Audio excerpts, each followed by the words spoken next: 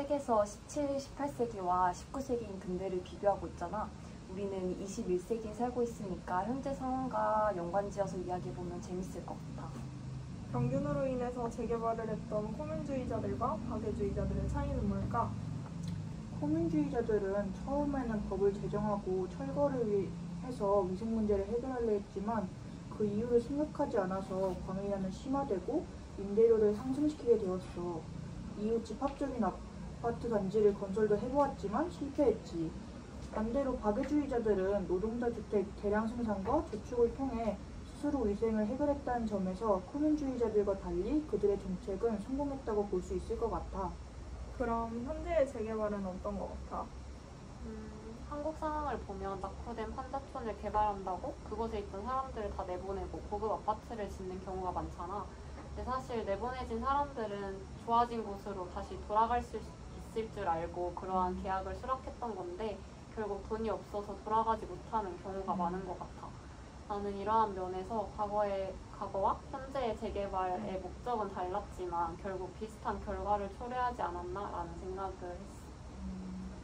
나는 빈곤 문제를 해결하기 위해서 자소는 나쁜 습관이며 충고는 좋은 습관이라고 일컫는 부분이 인상적이었어. 원조 행위 자체가 좋은 목적과 선의로 시작되다 보니까 견제와 비판이 있기 어렵잖아. 노동자들이 저축을 통해서 스스로의 빈곤을 해결하도록 해서 빈곤과 비위생적인 도시를 동시에 개선한다는 주장은 실현 가능성이 있다고 느껴졌어. 맞아. 나는 이 이야기를 읽으면서 담비사 모요의 죽은 원조라는 책이 생각났어. 이 책의 작가는 아프리카에게 원조를 그만해야 한다라는 주장을 하는데 원조가 아프리카 빈곤을 가속화하는 악순환이 된다라는 이야기야. 예를 들어서 아프리카의 말라리아를 방지하기 위한 모기장을 기부해. 비교적 모기장 제조는 복잡하지 않은 간단한 산업이라서 아프리카 여러 지역에서도 모기장을 제조하는 업체가 있을 거잖아?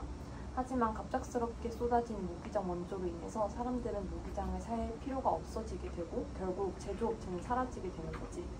이곳에서 일하는 사람들 또한 불안한 삶으로 내몰리게 돼. 즉 해외 원조로 인해 그 나라의 제조업이 사라지고 이는 또다시 원조에 의존할 수밖에 없는 악순환인 거지. 책에서 중간계급들이 시대가 변화하면서 사용하지 않게 된 공간을 그저 과시용으로 그대로 두었다고 나오잖아. 나는 살롱파트를 읽으면서 우리가 사용하는 주거에도 그런 공간이 있었나? 라는 생각을 했던 것 같아. 나는 그 파트를 읽으면서 약간은 다른 느낌일 순 있지만 아파트의 현관을 떠올렸어.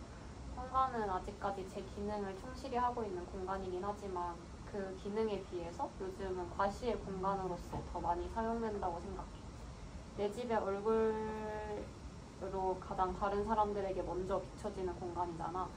베란다라든지 창고 같은 경우에는 필요에 따라서 사람들이 확장을 해서 공간의 개념을 부숴버리지만 현관은 자신을 과시하기 위해 점점 더 넓어지는 것 같다.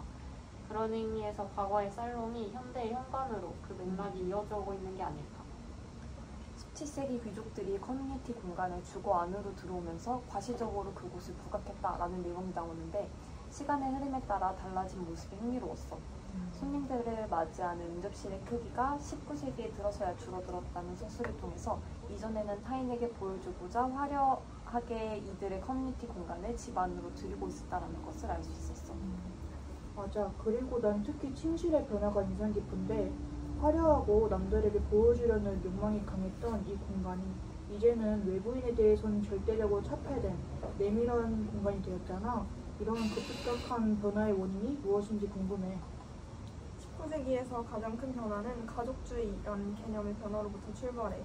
이를 통해서 주거 공간이 다른 사람들의 시선을 향해서 스스로를 과시하는 방식에서부터 점차 가정화, 가족화되었다고 할 수 있어. 책에서 푸코는 이를 왕의 자리에는 가족들이 들어선다 라고 얘기해. 근데 1인 주거가 만연한 지금의 사회를 푸코의 말에 녹여보자면 지금의 왕의 자리에는 바로 내가 들어선 게 아닌가 싶기도 해. 내밀성의 개념이 나는 타인으로부터 벗어나는 내 안의 자유라고 생각했었는데 주거 공간 안으로 포섭하려는 새로운 권력의 다른 이름이라고 풀이한 필자의 말이 충격적이었어. 마치 파노티콘처럼 내밀성의 뒤로 새로운 권력이 동시에 발생하고 있다는 것을 내가 간과하고 있었다는 거잖아.